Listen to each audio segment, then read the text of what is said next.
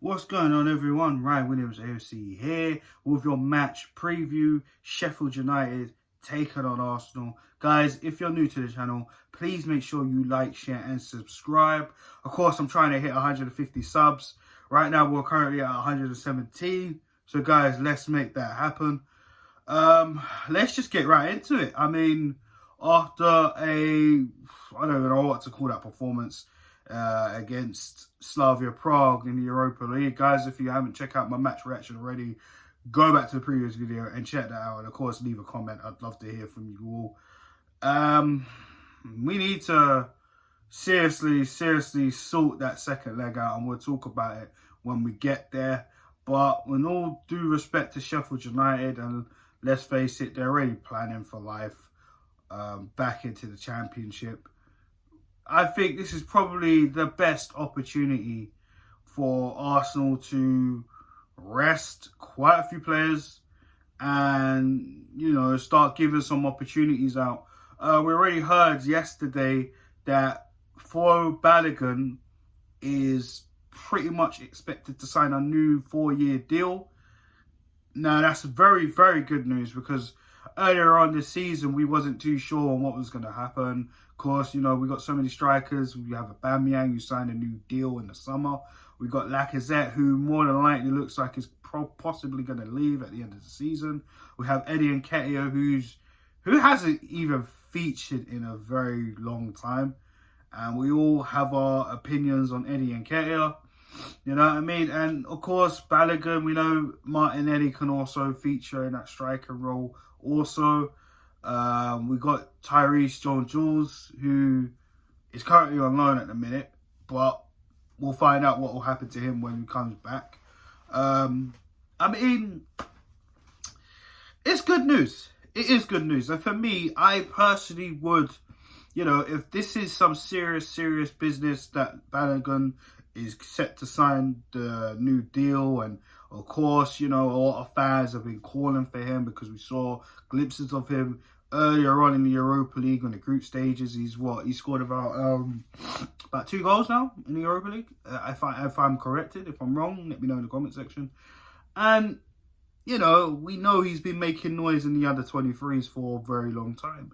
So I feel this is a game where we should experiment.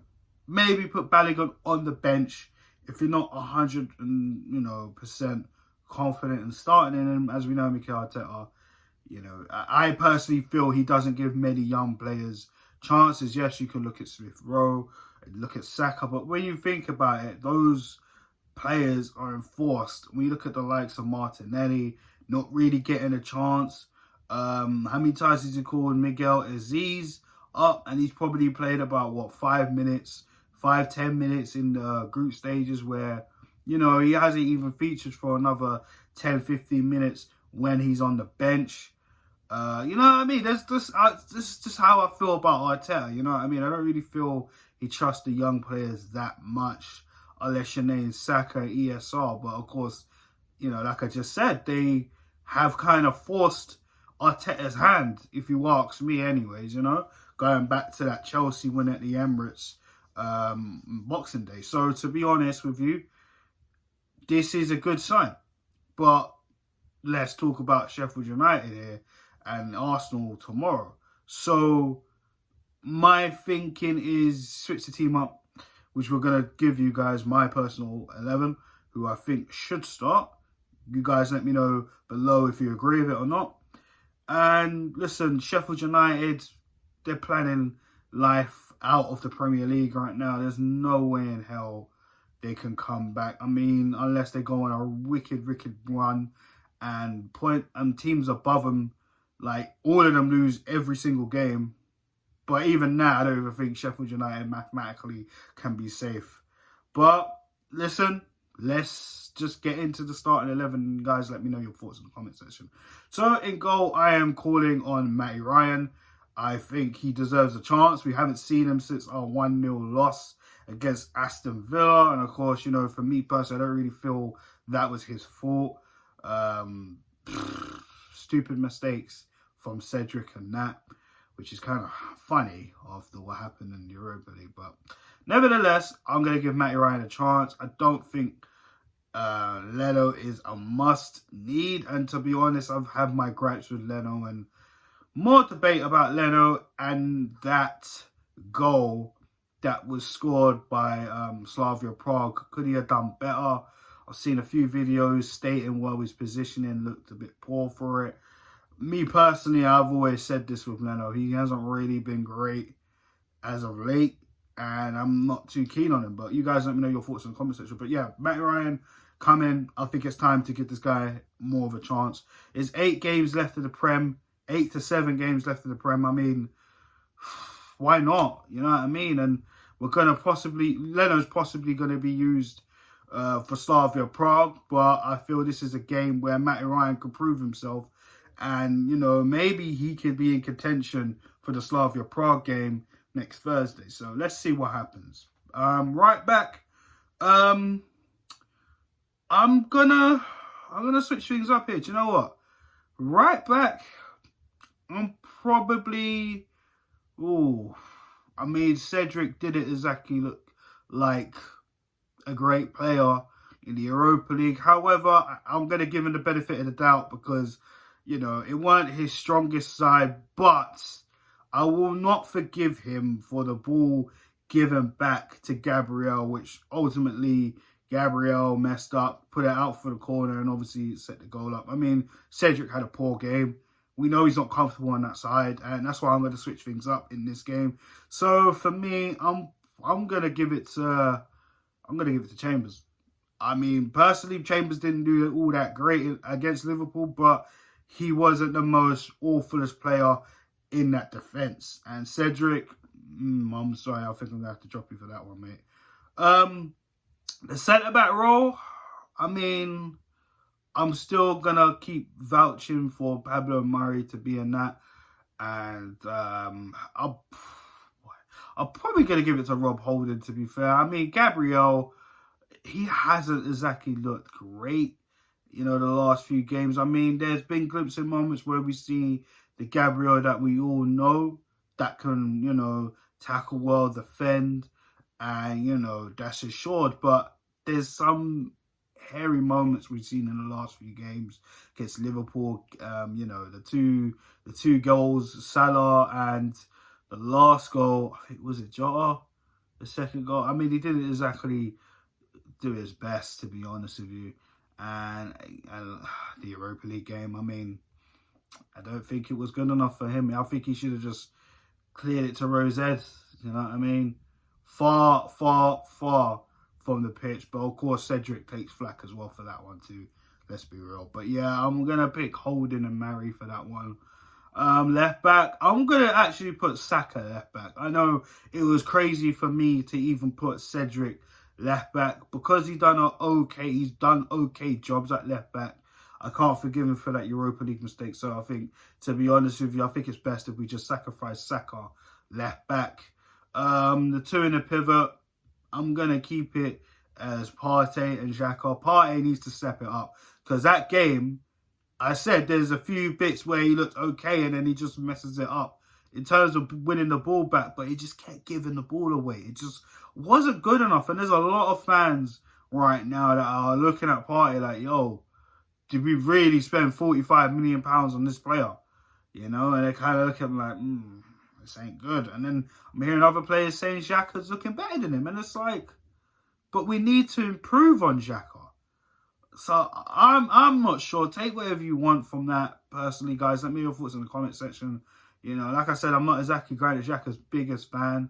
You know, there's been games where he's done all right. But like I said, I expected these performances when Wenger was here, when we signed him. You know what I mean? And it's only taken to a third manager, okay, fourth if you want to count Freddie Ljungberg, for Xhaka to actually put in some okay performances. Not great performances, but okay performances. But it is what it is. And I know I don't have an agenda on Xhaka. It's just I don't think he's good enough for Arsenal Football Club. We need better than Granit Xhaka. But we'll find out what happens in the summer. Yeah, so both of these guys need to put in a better performance.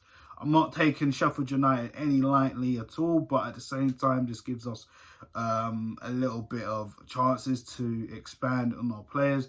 And what I mean by that, I'm going to give Pepe another go on the right. And the only reason why I'm going to give him another go is because I honestly feel that he needs to play this game and play on Thursday because he needs a run. Willian does not get a run in this team. I'm sorry, he doesn't.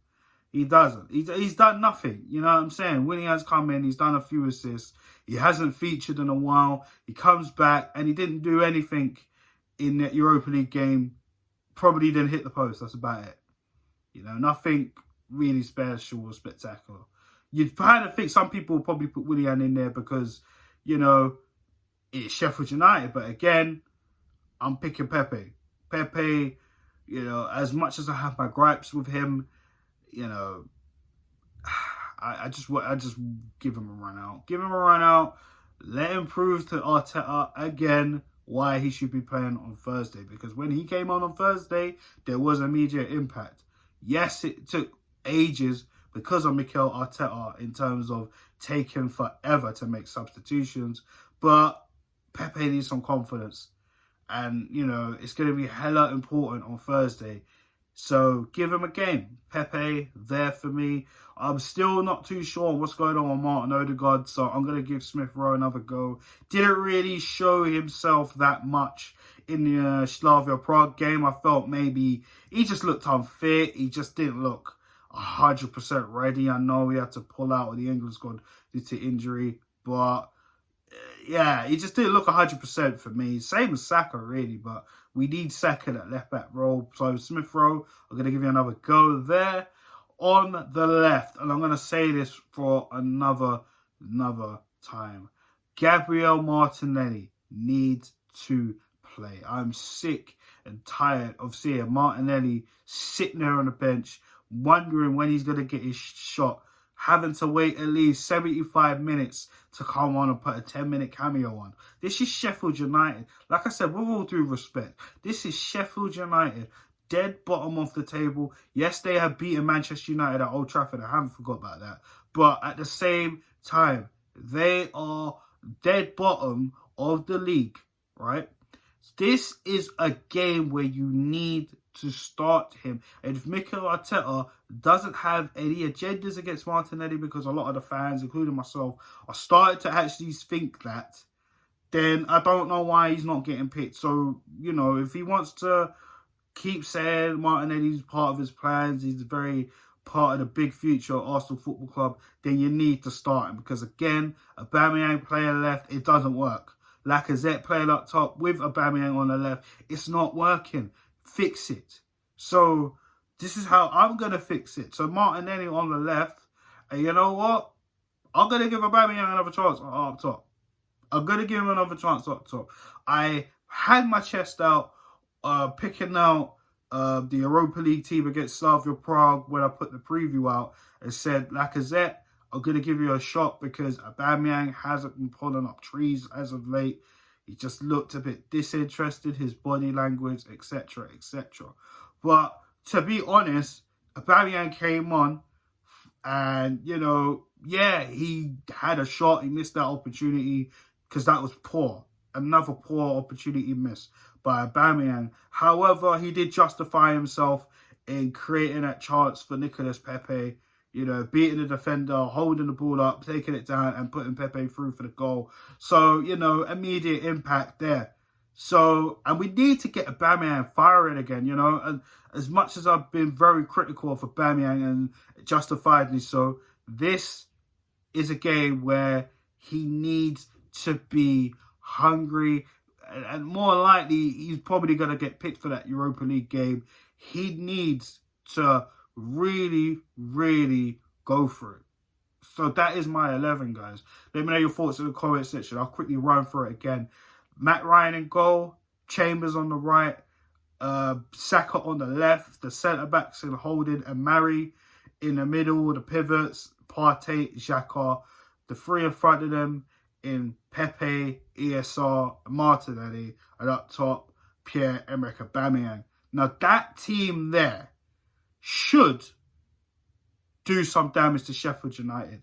But I'm not exactly 100% confident because this team has been so inconsistent. It's not good enough. And I know Mikel Arteta is going to do some madness. And, you know, somehow, some way, Sheffield United's just going to probably turn up. We're probably going to make them look like, oh, this is the best team. This is the best game they've had all season. It's just so Arsenal for that to happen. But you know what? Arsenal, I'm still going to predict you to win. I'm going to actually go 2-1. For some reason, I see us actually conceded. We've gone 14 games. 14 games since we played Manchester United in January without a clean sheet. That's abysmal. Look at the teams we played there. Look at the mistakes that were made along that 14-game run with no clean sheet. I mean, it makes me sick. I'm being honest with you guys. But listen, I've got to be positive. 2-1 Arsenal. Hopefully, some of these players who haven't really been given a chance, like Martinelli, you know, Pepe, on a consistent basis. You know what I'm saying? We put Aubameyang, a striker. I'm sick and tired of seeing him on the wing. And hopefully we can get the job done. Hopefully. But on that note, guys, I'm signing off. Please like, share, subscribe. Of course, if you're new to the channel, hit that subscribe button. Let me know your thoughts in the comment section, guys. Smash that like button and share the content, guys. Road to 150 subs. Let's get it. All right? So I'll be back with my match reaction after the game tomorrow. And, you know, like I said, starting 11 and your scoreline prediction below. I'd love to hear it. On that note, guys, have a good afternoon. Peace out.